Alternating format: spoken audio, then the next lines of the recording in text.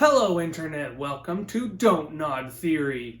Oh, wrong channel. Yeah, I don't really have an intro yet, so I guess I'm stealing other people's.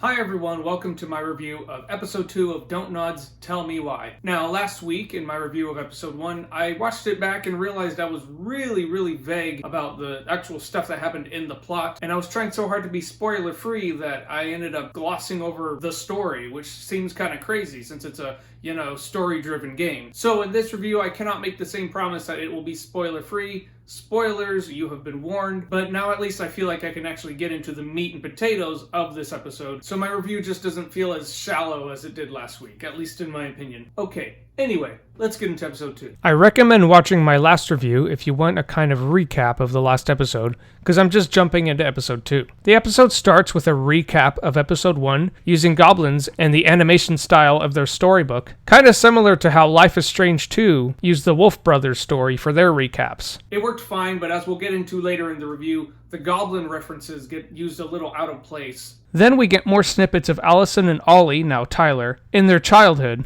eating ice cream and then being read a story by Marianne before bed. The night right before, Allison runs out to help Tyler, and we see the scene where Allison kills Marianne, which I found an effective hook that keeps you interested for the rest of the episode. Then we have a classic Don't Nod style collage of Allison and Tyler playing around in their house, juxtaposed with them doing so as adults, and of course in slow motion, and to the tune of an indie alternative song. In this case, Stop the Stars by the Tiny Deaths. A great song, by the way. It's easy to forget that Don't Nod have a team of great cinematographers that use image-based storytelling in the way that few games ever have, which I think is part and parcel with their success as a story-driven game developer. Episode 2 takes place the day after Episode 1, and Allison and Tyler are still cleaning their house to present it to a potential buyer. Allison starts to feel distracted from thinking of old memories, and Tyler wants to keep reminiscing. Okay. No. We're not letting ourselves do this again. Come on. Up. Can't we just have coffee instead? No. On your feet, soldier. Which, when you think about it, is actually really reflective of their personalities in this entire story. Allison is more practical and more of a doer, and Tyler, I think, is more into the reminiscing and the reflective side of his personality. Which one are you, by the way? I think I'm probably more of a Tyler in that regard. Let me know in those comments. So the characters start cleaning up, but unlike in episode 1, where you just kind of looked around and interacted with objects and it was a bit uninteresting, this time it's more interactive and immersive in that the player makes choices to trash, sell, or keep certain objects, and we see more memories using the remember function throughout the sequence. This includes some depth into the children's relationship with Eddie, as well as their situation in poverty, and how essential Tessa was in keeping them fed. There's also further conversation about who this evil masked figure known as the Mad Hunter is, and whether he was real. I also want to say there's a lot of emphasis the game is putting on showing the analogies of their storybook to events and people that happened in their childhood. For example, in this episode, there's a task where you, the player, have to match characters in a story with characters we've met so far in the game. And I have to say, I don't find it the most compelling because obviously I haven't sat and read all those books, and I don't feel the need to when there's already so much compelling meat to digest in the story alone. So I feel like that emphasis is a little misplaced to be putting it on the analogy of the storybook, and I think it's kind of a distraction to focus on the storybook. So after all of that, Sam comes back to the house to give them some supplies, which includes a pretty nice moment where Sam gives Tyler a pocket knife saying every man needs a knife. It's done in kind of a silly way, but at least he's recognizing Tyler's gender identity, which is a step forward from the last episode. He is still entrenched in his views on gender roles, giving Allison food to cook. Then the characters go to fix the fuse box. There's actually a pretty fun puzzle with figuring out which fuse to place in the box. Then there's a scene where Sam sees the gun is not in its place on the wall, and he leaves devastated, bringing more mystery into the story. After fixing the fuse box, Tyler and Allison have conflicting memories about an interaction between Marianne and Eddie, so they go to the police station to get to the bottom of it. I think now's a good time to bring up maybe what's a hot take I might have.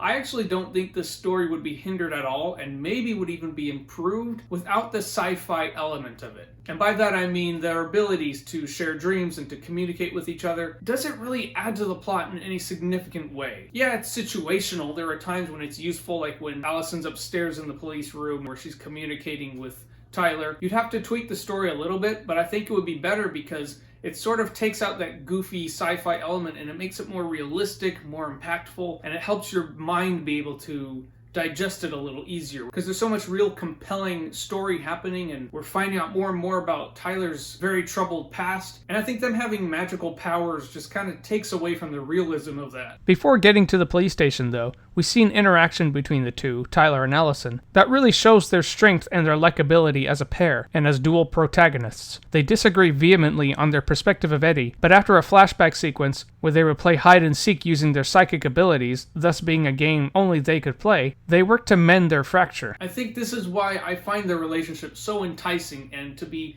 the main, what's an analogy here? Thread holding the story together. No? What holds things together? A tree branch? I don't know. A really strong tree branch. Their relationship is a really strong tree branch. Holds the story together. Oh my gosh. They have differing perspectives. In this case, Tyler seeing Eddie as uncompassionate and closed-minded about his identity, and Allison seeing Eddie as her only father figure she ever really had. But notice how they actively find ways to find common ground even in their differing experiences because they want their relationship to work. Tyler and Allison then enter the police station, and after meeting a few of the tasks and getting some excellent world building from just the casual conversation in the background, Eddie is unwilling to give the information that Tyler and Allison need, so there's a task as the player, playing now as Tyler, has to distract the cops to allow Allison to go upstairs and open the fire escape, allowing Tyler to come through, such that they can get to the archive room and find the information they need there. Also, I love the background noises and patter. It keeps the environment alive and realistic, and like I said, adds to the world building in an excellent way. We then have a bit of a scavenger hunt in the police archive room, which I found kind of worth it because it wasn't too difficult, and we learned some pieces of very valuable information into their lives, including that Marianne didn't die of stabbing, but by drowning, which is huge because this was so emphasized in episode 1. We also find out that Tessa called social services on Marianne due to her not being able to keep a job and not being able to support her kids. After getting caught by Eddie, there's an intense and intimate scene where Eddie opens up about why Tessa called social services on Marianne and why he went through with the complaint. Episode 2 answers a lot of questions brought up in episode 1, but with each answer, a new question is asked. In a fury, Tyler and Allison go back to the shop in search of Tessa, but all they find is Tom, who tells them that she's gone to a family matter. Then he kind of just leaves for some reason. But look, oh, gosh. I'm sorry. I really have to go. And the two agree to help Michael close up shop. Allison works the front of the shop, and Tyler helps Michael in the back with inventory. And it's not exactly covered that Michael has the hots for Tyler. I mean, who wouldn't? Look at him. Now, of course, I'm super happy with the representation, and I like how it's more obvious than in past Don't Nod games that this connection is real. But of course, as a critic, I have to evaluate the character and the relationship based on its merits. I don't know if it's the animation style, which comes across as somewhat stone-faced, or the somewhat dry delivery, but the character seemed a little too forward for my personal taste. But that could be just personal taste. And also things just seem to be moving really fast in that moment, considering, to my knowledge, Tyler and Michael have just met. But nonetheless, I did make the choice to requit the connection. And interestingly, when I did choose to show reciprocating feelings, the star symbol in the corner separated, which I'm coming to realize means you've damaged your relationship with Allison. Sorry, sis. Oh yeah, and there's also a sequence where you play find, cover, and throw using the dolls from Tom's campaign, which misspell the town's name so they can't use any of them, which I think is just hilarious. But this quote-unquote combat sequence is why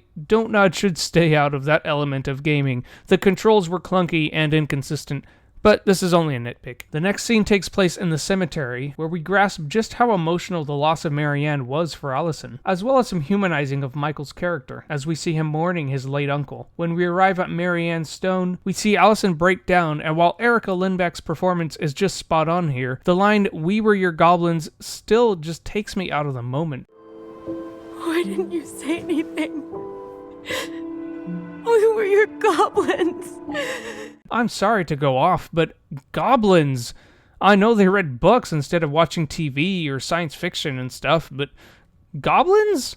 What even really are goblins? Anyway, Tessa arrives to pay her respect to Marianne, and Tyler and Allison look like they're about to gouge her eyeballs out and feed them to a polar bear. They have a very confrontational exchange, and Tessa seems to let out that Sam was, sleeping with Marianne. God, don't tell me it's going to turn out that Sam is their father. Anyway, it ends up being a meaningful and heartfelt interaction as Tessek becomes very honest about her conflicting feelings between her faith and Tyler's identity. Also, a quick note on the dialogue. I know I ragged on it in the last episode because it had a lot of those corny elements we saw in the Life is Strange games, but I really gotta say, watching the interactions between Allison and Tyler specifically, the dialogue is really strong. I also really applaud the playstyle as we get to play as both of the protagonists, giving us the perspective of both characters. Okay, moving on. We have probably the biggest moment of shock value in the episode, and this is where Tyler and Allison find the shed on their property on fire. Allison goes to get a fire extinguisher, and as Tyler approaches the shed, someone in a large overcoat, reminiscent of the so-called Mad Hunter that we saw in previous flashback scenes, running out of the shed. After putting out the fire and digging around, quite literally,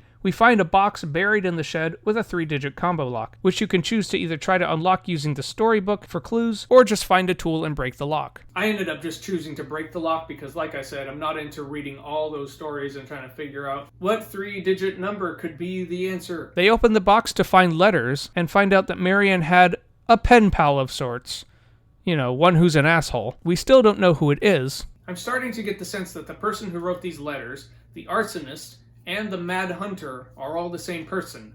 And I have a guess as to who that person is. It might be a silly guess, but nonetheless I do, and I'm going to save it for the end of the video. Then, in the final sequences of the episode, we start to get to the bottom of who that person may be, but right when we get to the final memories, Allison resists replaying the memory, and the remember function becomes harder to use, which was an excellent way to portray that dynamic and give suspense to the moment. So finally we have a real flashback moment, but then she's unable to complete the final memory and refuses to help Tyler. But then we, as the audience, are given the actual flashback scene in real time, which is an interesting decision. I'm curious to see how their relationship will be affected by this, and how Tyler ends up finding out. And this is where young Allison and Tyler are eavesdropping on Marianne speaking to someone on the pier, until eventually she points a shotgun at him and says, "I'm going to kill you," in the exact same tone and fashion that she seemed to say it to Tyler in the previous episode, insinuating that she could have gotten her memories confused or swapped. Although how exactly that happened, it wasn't very clear. I remember actually texting a friend, asking them, do you know what happened at the end there?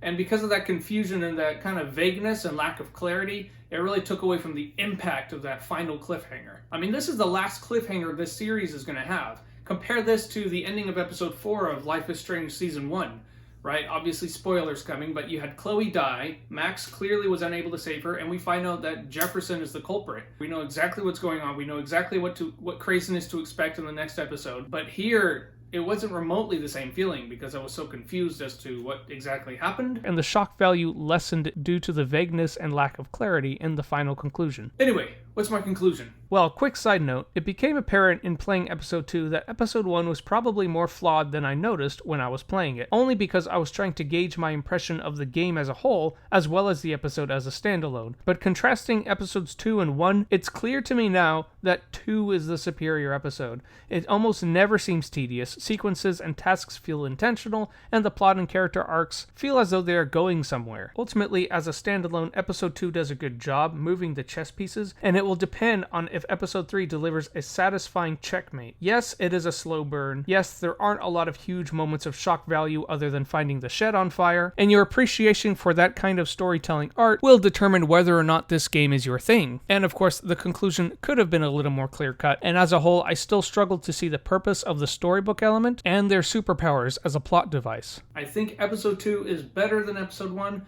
I would give it an 8 out of 10. I really hope episode 3 is a massive notch above both of them, and we're not going to find out until next week. So stick around for that. Oh yeah, my guess. I think the culprit, the arsonist, person who wrote the letters, the person who Marianne said she was going to kill, is Tom. Hear me now, quote me later. Quote me. That's how it goes, right? Hear me now, quote me later. That's how it goes, right? I don't know. See ya. Okay, I realize I didn't really give a good sign off. If you enjoyed the video, please click like and consider clicking that subscribe button so you can see more videos of the same content. And with that said, thank you so much for watching.